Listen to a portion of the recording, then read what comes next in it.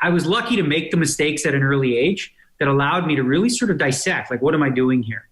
And I made the decision in my 20s to sort of really look at diet and health and all these types of things. And when I ate meat, because I grew up eating meat, there was always, it didn't sit well with me, digestively, if you will, without getting into too much detail, but I'm sure you know where I'm going with that.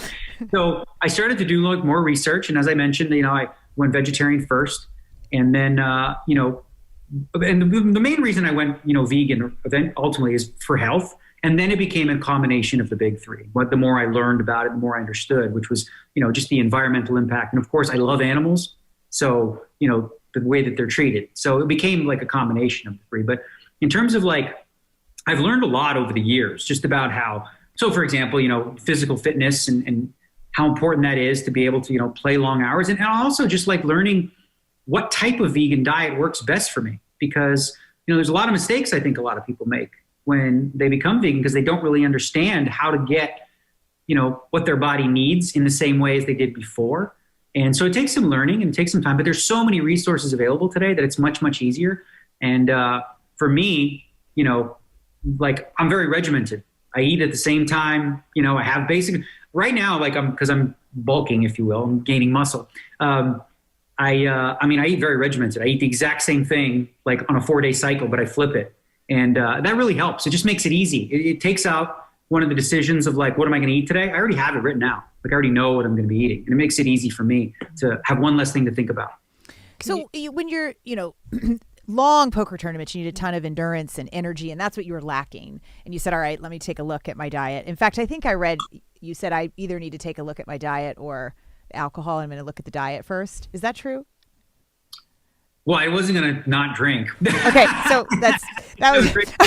I feel you. I like me some wine, so I think I would look at the diet too. So, yes. How did you get from I got to look at my diet to increase my energy and my endurance for these tournaments? Why vegan? Why not all the others? Paleo, keto, anything, slim fast. Well, I think for me personally, the first thing that came to mind was just the digestive issues that I was having, mm-hmm. right?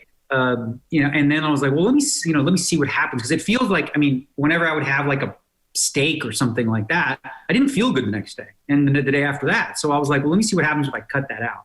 And right away I noticed I was more regular right off the bat, which was a big plus, not one less thing to worry about when I'm playing poker, cause you don't get you're playing you don't get a break. You can't just leave the table and go to the bathroom if you need to. You gotta you only get a break every couple hours and stuff. So that was the first thing I noticed was just digestively how important it was. And then I just started to do more research and I started to do more reading on the topic. And it made logical sense to me. I never understood the one thing that always stuck out to me that someone said, I think years ago, was how we got comfortable with the idea of eating pigs and cows, but dogs are pets. Mm-hmm. And I've seen cows and pigs play and they have love and they're cute to me and all this sort of stuff. It's are dogs just beloved and not eaten because they're cuter?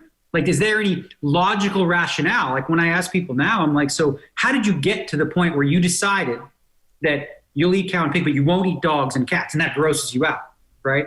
How did you get there? And the truth is you didn't get there. It was just indoctrinated into you as a child. I've seen many little kids that are 4 or 5 years old who are explained that, what they're eating is an animal. And they're but I don't want to eat it. I love it because they watch cartoons and they see that. And so we learn to forget, I guess, or, people who are eating meat learn to forget about the rationale and the logic because you have to in order to get past it. There's a book written called, I think it was why we eat cows, wear pigs, or have dogs as pets or something like Melanie that. Joy. Yeah, right. It's a great book, and it really hits the nail on the head with just sort of the rationalizations people have. Well, dogs, that's a friend. I'm but why?